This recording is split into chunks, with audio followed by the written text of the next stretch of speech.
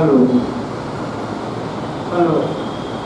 ठीक है, आपका SC/ST एक्ट पढ़ाया जा रहा है, जो आपका MPA DPO फ्री में काम करेगा और आपका ये बिहार MPO मेंस में भी काम करेगा। इसमें हमने आपका सेक्शन 3 का क्लास 1 बताया था। सेक्शन 3 के क्लास 1 में 29 या 29 ऐसे एक्ट और कमीशन दिए गए हैं, तो जहाँ की अगर कोई SC या ST से भिन्न कोई व्यक्ति SC या ST के प्रति कार्य करता है तो उसे एट्रोसिटी यानी कि अत्याचार का अपराध माना जाए। और इसके लिए दंड कर बताया गया था। दंड है, दंड की जो अवधि होगी वह 6 मास से कम नहीं होगी और अधिकतम 5 वर्ष तक का कारावास हो सकेगा और जुर्माना, यानी कि कम से कम 6 माह तक दंड और अधिकतम कितना हो सकता है 5 वर्ष तक और जुर्माना। इसके बाद सेक्शन 3 का क्लास 2 हमें देखना है। क्लास 2 में आपका कह सकते हैं कि कुछ अन्य बातें बताई गई हैं, मिथ्या साक्ष्य देना, मिथ्या साक्ष्य गढ़ना इत्यादि बातें क्लास 2 में बताई गई। देखिए क्या करके सेक्शन 3 का क्लास 2, कोई भी व्यक्ति जो SC या ST का सदस्य नहीं है मिथ्या साक्ष्य देगा, यानी कि मिथ्या साक्ष्य देना IPC की धारा 191 में परिभाषित है। या मिथ्या साक्ष्य गढ़ेगा, यानी कि मिथ्या साक्ष्य गढ़ना या रचना IPC का सेक्शन 192 में परिभाषित है। और दोनों के लिए जो दंड है वह आपका कह सकते हैं कि सेक्शन 193 में है, यानी कि IPC शुद्ध रूप से कोरिलेट करके पढ़नी है। मिथ्या साक्ष्य देना तो IPC का सेक्शन 191, मिथ्या साक्ष्य गढ़ना तो IPC का सेक्शन 192 और मिथ्या साक्ष्य देने और रचने के लिए दंड सेक्शन IPC 193 में है। देखिए आपका फिर एक बार, मिथ्या साक्ष्य देगा या गढ़ेगा जिससे उसका आशय SC या ST के किसी सदस्य को ऐसे अपराध के लिए जो तत्समय प्रवृत्ति द्वारा मृत्युदंड से दंडनीय है दोष सिद्ध कराना है, या वह यह जानता है कि उससे उसका दोष सिद्ध होना संभाव्य है, वह आजीवन कारावास से और जुर्माने से दंडनीय होगा। और यदि ऐसे मिथ्या साक्ष्य देने या मिथ्या साक्ष्य गढ़ने के कारण ऐसे निर्दोष SC या ST को मृत्युदंड दिया जाता है तो ऐसे मिथ्या साक्ष्य देने वाले या गढ़ने वाले को भी मृत्युदंड की सजा दी जाएगी, यानी कि आपका मृत्युदंड से दंडनीय होगा। इसको 2 भागों में बांट कर पढ़िएगा। देखिए इस पर आपका IPC का एक और सेक्शन जुड़ेगा 194। फिर एक बार इसको तोड़कर पढ़िए, देखिए कैसे तोड़कर पढ़ना है। अगर कोई व्यक्ति जो SC/ST का सदस्य नहीं है, SC/ST के किसी सदस्य के प्रति मिथ्या साक्ष्य देता है या मिथ्या साक्ष्य गढ़ता है और इसमें जो दंड की मात्रा है वह मृत्युदंड है, यानी कि ऐसा मिथ्या साक्ष्य गढ़ा है या ऐसा मिथ्या साक्ष्य रच दिया है जिसमें अभियुक्त को मृत्युदंड दिया जा सकता है, तो ऐसा मिथ्या साक्ष्य देने वाला या करने वाला लाइफ इम्प्रिजमेंट या आजीवन कारावास के दंड से दंडनीय होगा और जुर्माने से भी दंडनीय होगा। ये बात आपका आईपीसी की धारा 194 में भी बताई गई। दूसरा पहलू महत्वपूर्ण है और पहलू ये महत्वपूर्ण है कि आईपीसी का सेक्शन 194 का 4 में ही समाहित है और वह ये है कि अगर कोई व्यक्ति एससी या एसटी के प्रति मिथ्या साक्ष्य दिया या गढ़ा और इस कारण से एससी या एसटी के ऐसे अभियुक्त को मृत्युदंड की सजा हो गई और केवल मृत्युदंड की सजा ही नहीं हुई, ऐसे एससी या एसटी को फांसी दी जाती है, यानी कि मृत्युदंड का निष्पादन कर दिया गया, अर्थात उसे फांसी की सजा का निष्पादन हो गया, अर्थात उसे फांसी की सजा दे दी गई, यानी कि उसका निष्पादन यानी कि उसकी मृत्यु हो गई फांसी देने से। तो ऐसे मिथ्या साक्ष्य देने वाले या गढ़ने वाले को भी मृत्युदंड से दंडनीय किया जाएगा, यानी कि ऐसे मामलों में सजा डेथ सेंटेंस है, मृत्युदंड है। ये जो बात बताई गई है ये शुद्ध रूप से आईपीसी की धारा आपका 194 से भी कवर होती है। अगला देखिए, सेकंड, मिथ्या साक्ष्य देगा या गढ़ेगा जिससे उसका आशय एससी या एसटी के किसी सदस्य को ऐसे अपराध के लिए जो मृत्युदंड से दंडनीय नहीं है किंतु 7 वर्ष या उससे अधिक की अवधि की कारावास से दंडनीय है, तो ऐसी दशा में सजा 6 मास से कम की नहीं होगी, किंतु जो अधिकतम आपका 7 वर्ष या उससे अधिक की हो सके।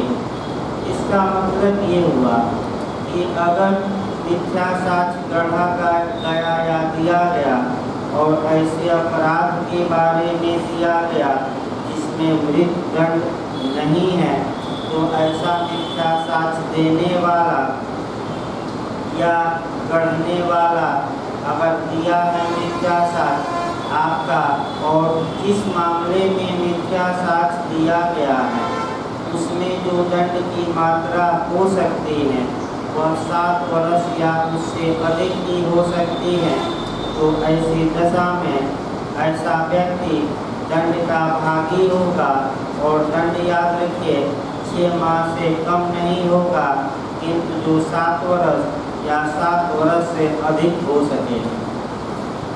तीसरा पाठ देखिए, अग्नि या विस्फोटक पदार्थ द्वारा रिष्टि करेगा, यानी कि रिष्टि माने हानि करेगा, निश्चित करेगा, जिससे उसका इरादा एससी या एसटी के किसी सदस्य की किसी संपत्ति को नुकसान पहुंचाना है या वह यह जानता है कि उससे ऐसा होना संभाव्य है, तो वह कारावास से जिसकी अवधि 6 माह से कम की नहीं होगी, किंतु जो 7 वर्ष तक की हो सकेगी, दंड से दंडनीय होगी। अन्य प्रावधान आप लोगों को घर पे पढ़ना है। आइए आगे देखा जाए सेक्शन 4। सेक्शन 4 से भी आपका मेंस में क्वेश्चन बन सकता है। सेक्शन 4 से मेंस और आपका प्री में भी क्वेश्चन बन सकता है पीडीपीओ में। सेक्शन 4 से जो क्वेश्चन बनेगा कर्तव्य उपेक्षा के लिए दंड, इसका मतलब ये हुआ punishment for neglect of duty, यानी कि कर्तव्य की उपेक्षा किया है, यानी कि अपनी ड्यूटी का पालन नहीं किया, अर्थात जो विधि कर्तव्य था उस कर्तव्य का पालन न करना अपराध होगा और सेक्शन 4 के तहत ऐसा व्यक्ति दंड का भागी होगा और जो दंड मिलेगा 6 माह से कम नहीं होगा, किंतु जो अधिकतम 1 वर्ष तक का हो सकेगा। ये याद रखना है अच्छे से। फिर एक बार उनका इसकी देखिए, यदि कोई पब्लिक सर्वेंट है, पब्लिक सर्वेंट यानी कि लोक सेवक है, तो लोक सेवक किसे कहा जाएगा? लोक सेवक की परिभाषा चूँकि SC/ST एक्ट नहीं देती, लेकिन IPC के सेक्शन 21 में पब्लिक सर्वेंट को परिभाषित किया गया है।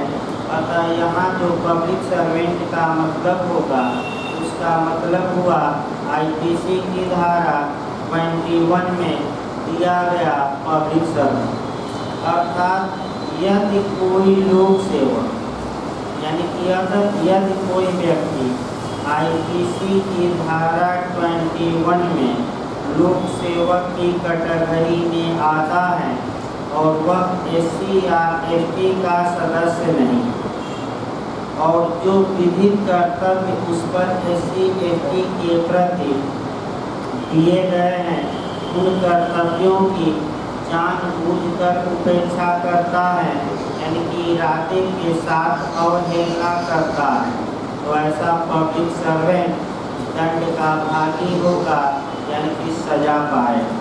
तो आइए, यानी कि अगर फिर एक बार सतर्क रहना है, अगर वह लोक सेवक SC या ST का सदस्य है, तब सेक्शन न तो 3 अप्लाई होगा और न ही 4 अप्लाई होगा और न ही ये कानून लागू होगा। तो ये कानून कब लागू होगा? जब वह व्यक्ति जो अपराध किया है या कर्तव्य की उपेक्षा किया है SC और ST से भिन्न व्यक्ति हो, तब सेक्शन 4 में क्वेश्चन मेंस में भी पूछा जा सकता है, क्योंकि आपका 2016 में इसे नए सिरे से लिखा गया है। यह प्रतिस्थापित धारा है और नए सिरे से इसे लिखा गया है। पहले 3-4 लाइन का सेक्शन था, लेकिन अब यह काफ़ी बड़ा हो गया है, तो मेंस में भी आ सकता है। देखिए कैसा पुस्तक आपका सेक्शन 4 कर्तव्य उपेक्षा के लिए दंड, क्लास 1 हम पढ़ा रहे हैं। कोई भी लोक सेवक जो SC या ST का सदस्य नहीं है, इस अधिनियम यानी कि SC/ST एक्ट या उसके अधीन बनाए गए नियमों के अधीन उसके द्वारा पालन किए जाने के लिए अपेक्षित अपने कर्तव्यों की जानबूझकर उपेक्षा करेगा। वह कारावास से जिसकी अवधि 6 मास से कम की नहीं होगी, किंतु जो 1 वर्ष तक का हो सकेगा, दंडनीय होगा। इसका मतलब ये हुआ कि अगर कोई पब्लिक सर्वेंट है और वह SC या ST कैटेगरी में नहीं आता, और जो इस कानून द्वारा या इस कानून के तहत बनाए गए रूल द्वारा आपका जो उस पर ड्यूटी दी गई है, उस ड्यूटी का जानबूझकर यानी कि इंटेंशन के साथ उपेक्षा करता है, तो ऐसा व्यक्ति लोक सेवक भले ही हो, इस कानून की धारा 4 के तहत दंड का भागी होगा और दंड की मात्रा कम से कम 6 माह और अधिकतम 1 वर्ष हो सकेगी। अब इसके बाद आपका उपधारा 2 विस्तृत अब कर दी गई है 2016 में संशोधन करके। उपधारा 1 में निर्दिष्ट लोक सेवक के कर्तव्यों में निम्नलिखित सम्मिलित हो, यानी कि कुछ कर्तव्यों का उल्लेख क्लास सेक्शन 4 के क्लास 2 में किया गया है, और ये कर्तव्य कौन कौन है जिसकी अवहेलना करना दंडनीय होगा। देखिए कैसे रूप में पहला है, पुलिस थाने के प्रभारी अधिकारी द्वारा सूचनाकर्ता के हस्ताक्षर लेने से पहले मौखिक रूप से दी गई सूचना को सूचनाकर्ता को पढ़कर सुनाना और उसको लेखबद्ध करना।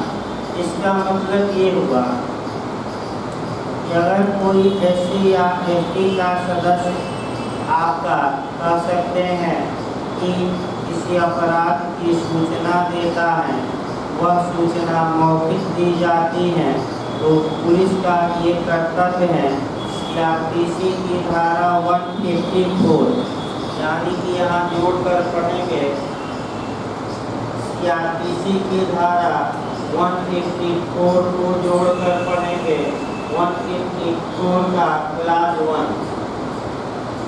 क्योंकि CRPC पहले देखिए तब इसको बताया जाए। CRPC की धारा 154 का क्लास 1 बताता है कि किसी संज्ञेय अपराध की सूचना थाने के भारसाधक अधिकारी को या तो मौखिक दी जा सकती है या लिखित में दी जा सकती है। यदि सूचना मौखिक दी जाती है तो थाने के भारसाधक अधिकारी उसे स्वयं या अपने अभिनव से उसे लेखबद्ध करवाएंगे। लेखबद्ध करवाने के बाद आपका सूचनादाता को पढ़कर सुनाएंगे और समझाएंगे और तब सूचनादाता का उस FIR पर हस्ताक्षर होगा। और ऐसी दशा में अगर कोई SC या FT का व्यक्ति FIR दर्ज किया, उसे पढ़कर सुनाया ही नहीं गया या उसकी FIR लिखी ही नहीं गई या लिखी ही नहीं गई, तो सेक्शन 4 का अपराध होगा। लेकिन अगर थाने का भारसाधक अधिकारी SC या FT का ही सदस्य है या SC या FT की कैटेगरी में आता है, तो सेक्शन 4 अप्लाई नहीं हो। दूसरा देखिए, इस अधिनियम और अन्य सुसंगत उपबंधों के अधीन शिकायत या प्रथम सूचना रिपोर्ट को रजिस्टर्ड करना और अधिनियम की उपयुक्त धाराओं के अधीन उसको रजिस्टर करना, यानी कि कुल मिलाकर FIR दर्ज करने से इनकार करना सेक्शन 4 का अपराध माना जाए। इसको जोड़ लीजिएगा IPC की धारा 166A। फिर एक बार बता जाए, इसको जोड़ना है IPC की धारा 166A से, जहाँ की वर्तमान में FIR दर्ज न करना अपराध होगा और थाने का भारसाधक अधिकारी दंड का भागी होगा। तो उसी प्रकार क्लास 2 मैंने इसमें खंड दी है। तीसरा देखिए, इस प्रकार अभिलिखित की गई सूचना की एक प्रति सूचनाकर्ता को तुरंत प्रदान करना और नहीं प्रदान किया जाता है तो सेक्शन 4 का अपराध माना जाएगा। इसको जोड़कर पढ़िएगा CRPC की धारा 154 के क्लास 2 से। कोड लेटर के अगर लिखते हैं मेंस में तो अच्छा माना जाएगा।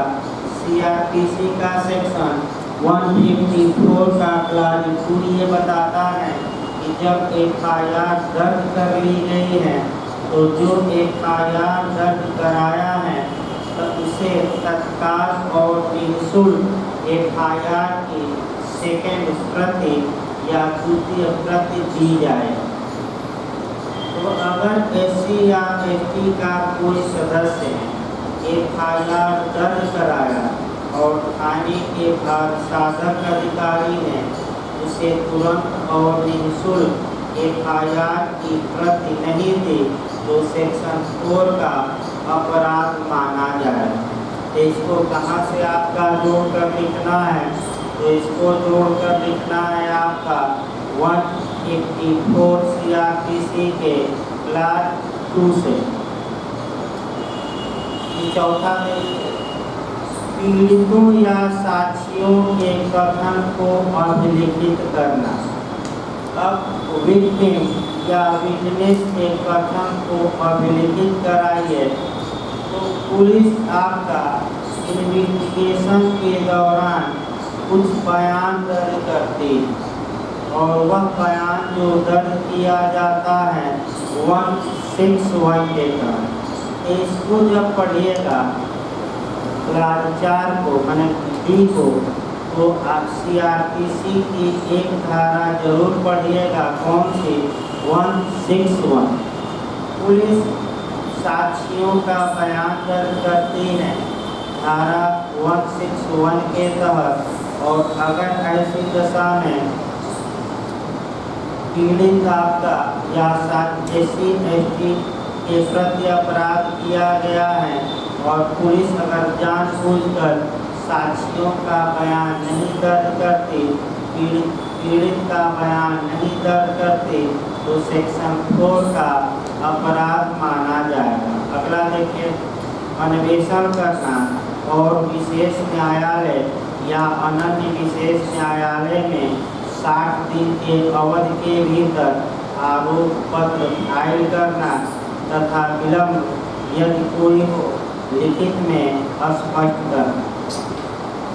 यानी कि अगर कोई पुलिस अधिकारी विवेचना करने के लिए बाध्य है, वह विवेचना नहीं करता या विवेचना के पश्चात 60 दिन के अंदर आपका न्यायालय में पुलिस रिपोर्ट नहीं भेजता, तो ऐसा पुलिस अधिकारी भी दंड का भागी होगा। लेकिन कारण दिखाकर 60 दिन के बाद भी पुलिस रिपोर्ट भेज सकता है। तो जो SC और ST के प्रति अत्याचार के अपराध होते हैं, उन अपराधों की जो विवेचना होती है, अन्वेषण होता है, वह आपका ऊपर के रैंक के पुलिस अधिकारी द्वारा किया जाता है।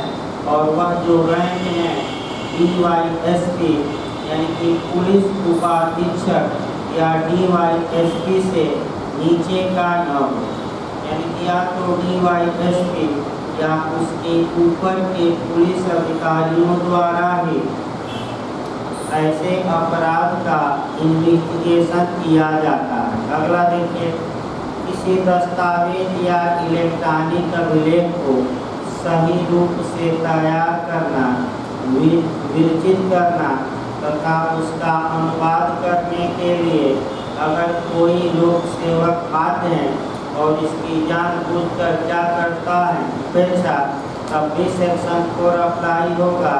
अगला, इस अधिनियम या उसके अधीन बनाए गए अगर नियम के तहत कोई कर्तव्य दिया गया है और कोई लोक सेवक उसका पालन नहीं करता, तब भी इस धारा का अपराध होगा। लेकिन एक परंतु लगा है, और वहीं परंतु इस धारा के माने प्रभाव को थोड़ा कम करता है। देखिए परंतु क्या करता है, परंतु लोक सेवक के विरुद्ध इस संबंध में जो आरोप होगा वो प्रशासनिक जांच की सिफारिश पर अभिलिखित किया जाए। यानी कि अगर कोई व्यक्ति सेक्शन 4 की शिकायत लेकर पहुंचता है, तो उस पब्लिक सर्वेंट के खिलाफ प्रशासनिक जांच की जाएगी और जांच के बाद ही उस पर ऐसा आरोप लगाया जाएगा। फिर आपका क्लास 3 देखिए, लोक सेवक द्वारा उपधारा 2 में निर्दिष्ट कर्तव्य की अवहेलना के संबंध में संज्ञान विशेष न्यायालय या अनन्य विशेष न्यायालय द्वारा लिया जाएगा और लोक सेवक के विरुद्ध दंडित कार्यवाही के लिए निर्देश दिया जाएगा। यानी कि कार्यवाही एक तो प्रशासनिक जांच के बाद होगी और ऐसे अपराध का संज्ञान आपका विशेष न्यायालय या अनन्य विशेष न्यायालय द्वारा लिया जाएगा और दंडित कार्यवाही संपादित की जाएगी। ये जो लास्ट की 2 लाइनें हैं, ये इस धारा के क्षेत्र को थोड़ा सीमित कर देती हैं, यानी कि आपका काम धाम ज़्यादा करती है। इस प्रकार आपका आज का लेक्चर समाप्त किया जाता है। अगला लेक्चर आपका कल चलेगा। धन्यवाद।